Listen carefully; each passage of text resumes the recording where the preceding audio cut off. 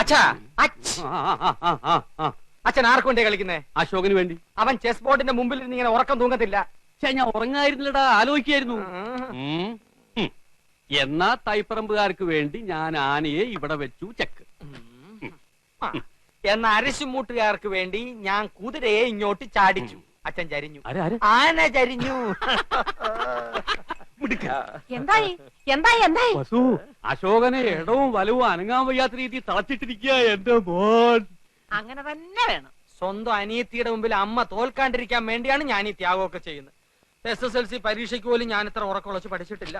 അത് പിന്നെ അമ്മയ്ക്ക് അറിയില്ലേ മോനെ? മോൻ ഇതങ്ങോട്ട് വലിച്ചു കുടിച്ചേ ക്ഷീണം മാറട്ടാ. എനിക്കില്ലേ വസു? അശോകൻ കുടിക്കണ്ട, അശോകന് ക്ഷീണമാകാം. അവശതയോടെ കളിച്ചാ മതി.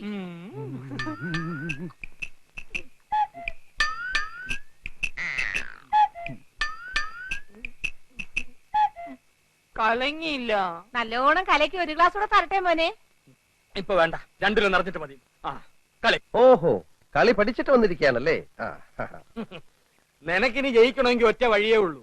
കുടുംബക്ഷേത്രത്തിലേക്ക് ഒരു നേർച്ച നേർന്നേക്ക്, ചെലപ്പോ ഫലിച്ചേക്കും. കളി കളി. തോൽക്കുന്നതിന് തൊട്ട് മുമ്പ് വരെ ശുഭാപ്തി വിശ്വാസം വളരെ നല്ലതാണ്.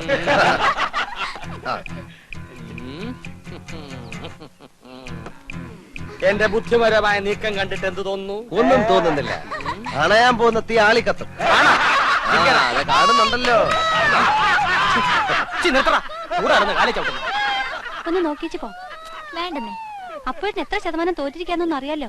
ശരി വാ. നിന്നെ ഒരു മത്സരത്തിനെങ്കിലും പരാജയപ്പെടുത്തിയിട്ടേ ഞാൻ PSC ടെസ്റ്റ്. അതിനെ നിനക്ക് ഏജ് ഓവറായിട്ട് 5 വർഷമായല്ലോ.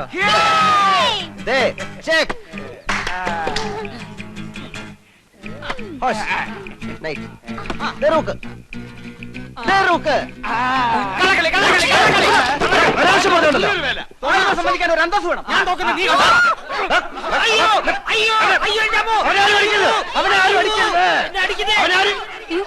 അടിയാണോ?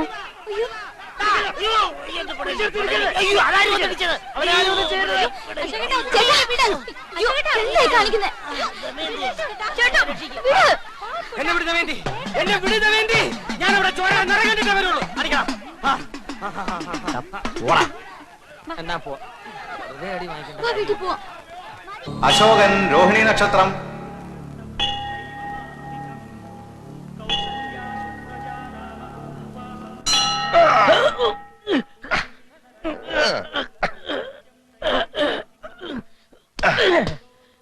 ഇതാണ് മമ്മൂട്ടി വടക്കൻ വീരത കാണിച്ചത്. അത് വടക്കൻ, തെക്കൻ കാണിക്കേ.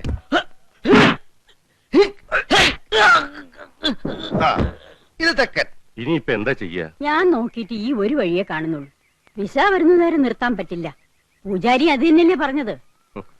10-15 വർഷമായിട്ട് ഒരടുപ്പവും കാണിക്കാതിരുന്നിട്ട് ഒരാവശ്യം വന്നപ്പോൾ കുട്ടിയുടെ സഹായം ചോദിക്കാന്ന് പറഞ്ഞാൽ തറവാട്ടി കേറ്റാതിരുന്നത് നമ്മളാരും അല്ലല്ലോ, അച്ഛനല്ലേ. നമ്മളോടൊന്നും അവൻ ഒരു പരിഭവം ഇല്ല. അശോകനെ കുറച്ചുനാൾ അവിടെ നിർത്തണമെന്ന് പറഞ്ഞ കുട്ടികൃഷ്ണനെ അത് സന്തോഷായിരിക്കും. ഗൾഫിൽ പോവാൻ പറഞ്ഞിട്ട് കേൾക്കാത്തവൻ നേപ്പാളിൽ പോവാൻ പറഞ്ഞാൽ പോവോ? അതിന് വഴിയുണ്ട്. എങ്ങോട്ട് പോന്നു? എങ്ങോട്ടും പോകുന്നില്ല, ഇങ്ങോട്ട് തന്നെ വന്ന്. എന്തിനാ ഇപ്പൊ ഇങ്ങോട്ട് എഴുന്നള്ളിയത്? അപ്പോഴെന്നെ കാണാൻ. എന്തിനാ എന്നെ കാണുന്നത്? അതപ്പോഴെന്നെ അറിയത്തില്ലേ? എന്നിട്ടാണോ സുമതി കുഞ്ഞമ്മയുടെ മോൻ അശോക മേനവന് മാറ്റി നിനക്കൊരു ഇത്? കബഡി മത്സരത്തിൽ അവൻ എങ്ങനെയോ ജയിച്ചെന്ന് കണ്ടപ്പോ നീ ഇവിടെ കിടന്ന് ഉറഞ്ഞു തുള്ളുന്നുണ്ടല്ലോ. ജയിക്കുന്നവരാരായാലും ഒരു അഭിനന്ദിക്കുന്നതിൽ എന്താ തെറ്റ്?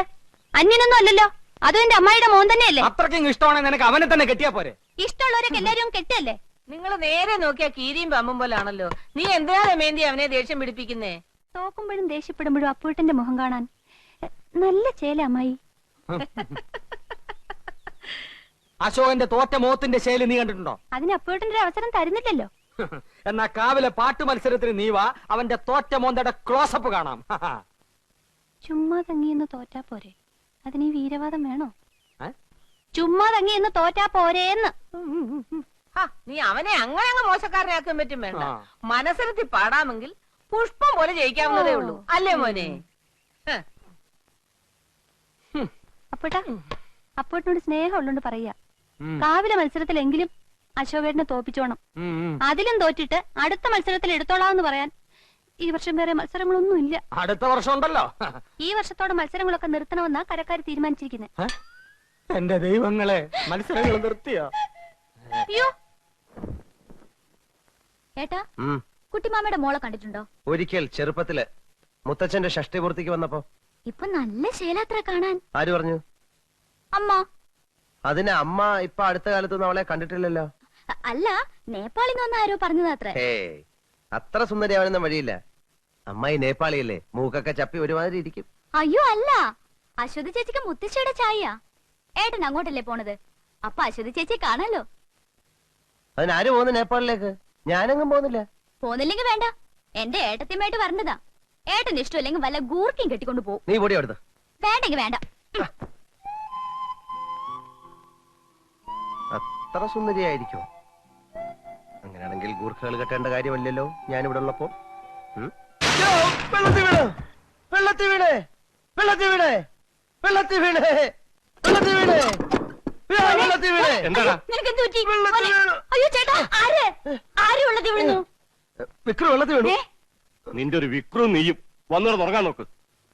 കൂട്ടുകെട്ടും. എന്റെ മോൻ പേടിച്ചു പോയിരിക്കും. നീ സമാധാനായിട്ട് കിടന്ന് ഉറങ്ങുവാനെ. ആ അവൻ ഒരു ദിവസം വെള്ളത്തിൽ പൊക്കിയുണ്ടെന്ന് വിചാരിച്ചിരിക്കായിരുന്നു ഞാൻ. കൊച്ചു വായില് വലിയ വർത്താനം കേട്ട ആരും തള്ളിയിട്ട് പോകും. പൊടി അവിടുന്ന്. പൊടി.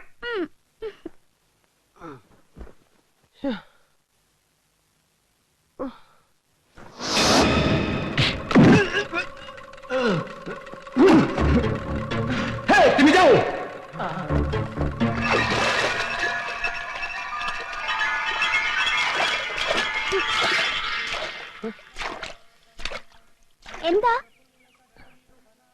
നിനക്ക് വല്ലതും തോന്നിയോ? എനിക്കൊന്നും തോന്നിയില്ല. അശോകേട്ടൻ പറ, എന്നെ പിടിക്കാൻ വന്നാലേ ശരിക്കും കണ്ടോ? എടാ കണ്ടു, ഇവിടുള്ള ആളൊന്നും അല്ല. ഇനി നീ ഒറ്റയ്ക്ക് ഈ കുളത്തിലൊന്നും കുളിക്കാൻ വരണ്ട. വെളുപ്പാങ്കാലത്ത് കാണുന്ന സ്വപ്നം ഫലിക്കുമെന്ന് മുത്തച്ഛി പറയാറുണ്ടായിരുന്നു. അശോകേട്ടൻ കണ്ട സ്വപ്നം ബ്ലാക്ക് ആൻഡ് വൈറ്റോ കളറോ? പോടാ.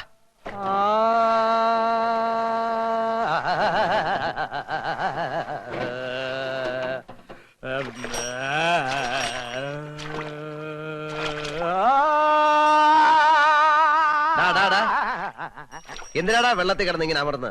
കാവിലെ പാട്ട് മത്സരത്തിന് പഠിക്കുക. കുറച്ച് ദിവസമായി ഇത് തുടങ്ങിയിട്ട്. ഓ അത് ശരി. എടാ ഏതായാലും നീ തോക്കും. അതിന്റെ കൂടെ ഈ വെള്ളത്തിൽ കിടന്ന് വല്ല അസുഖം വരുത്തി വെക്കണം അപ്പുക്കുട്ടാ. തോക്കുമ്പോ ഏത് വലിയവനും ഒന്ന് വേർക്കും. ആ വീർപ്പ് തലേ തങ്ങി പനി പിടിച്ച് മൂലെ ഒതുങ്ങാൻ പോണോ നീയാ? ആയുർവേദം വേണോ, അലോപ്പതി വേണോ, ഹോമിയോപ്പതി വേണോ എന്ന് നീ തന്നെ തീരുമാനിച്ച് വെച്ചോ. നീ ഗവൺമെന്റ് ആശുപത്രി കേസ് കിട്ടാണ്ട.